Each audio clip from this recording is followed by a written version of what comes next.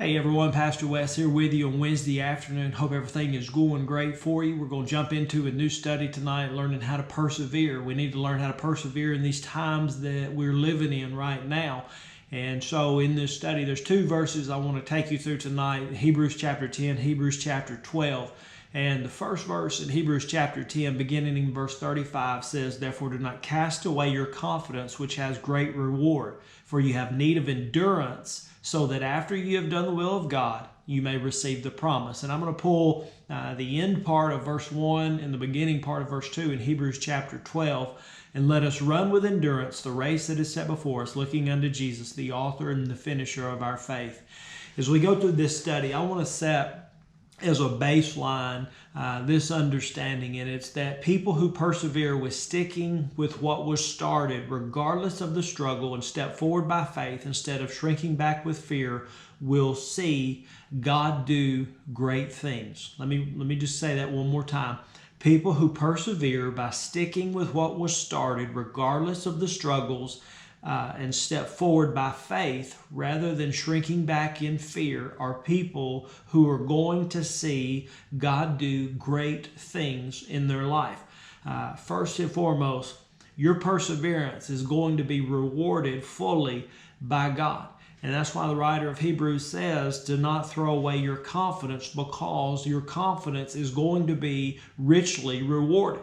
And confidence is the courage that we have to continue in spite of difficult circumstances, in spite of the way things may look, in spite of the way things may seem, the way they may feel, in spite of what other people have to say about it. Courage is the ability to continue forward, moving forward by faith, not shrinking back in fear, but moving forward, stepping forward by faith in spite of what things may look like, in spite of what your circumstances and what is surrounding you. So when he says don't throw away your confidence, he means don't give up, don't quit, don't walk away just because something gets hard. Don't quit just because there are obstacles.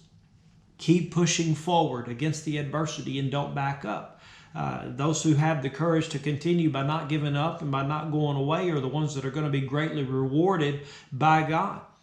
Paul says in Philippians chapter 1, verse 4 through 6, he said, "Always in every prayer of mine, making request for you all with joy, for your fellowship in the gospel from the first day until now, being confident of this very thing, that he who has begun a good work in you will complete it until the day of Jesus Christ."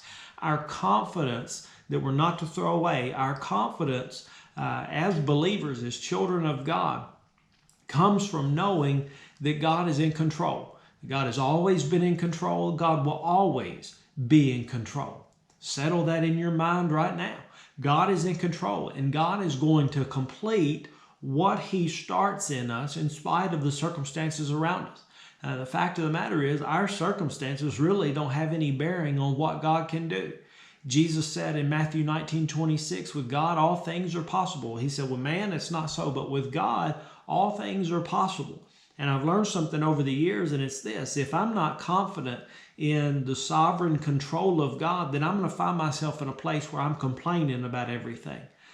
If I'm confident in God's sovereign control, though, then I will complement and I'll build upon what God is building upon and work with who God is working with and working through. There's one more thing I want to mention tonight, and we're going to cut this just a little short. We'll pick back up on it next week, but there's one more thing I want to mention about perseverance, and that it is required to finish the will of God. Verse 36, let me read it again. I'm going to read it from a different translation. He said, "You need to persevere so that when you have done the will of God, you will receive what he has promised you." You need to persevere so that when you have done the will of God, then you will receive what God has promised. You'll receive what he has promised. Perseverance, then, at its core, is patiently staying the course, patiently staying with what was started, no matter how great the struggle. It's not giving up, no matter what you're going through, no matter what it looks like when things get hard, because perseverance is something that is required to finish the will of God. And it reveals that fulfilling the will of God to us can be painful. I'm not going to sit here and say that fulfilling the will of God is going to be easy. It certainly wasn't easy, and it certainly wasn't painless for Jesus to fulfill the will of God, but he did so. So let us, in the same way, run with perseverance the race that God has marked out for each one of us. Let us fix our eyes on Jesus, who is the author and the finisher, the perfecter of our faith, who for the joy set before him endured the cross. He went through the pain in order to fulfill the will of God.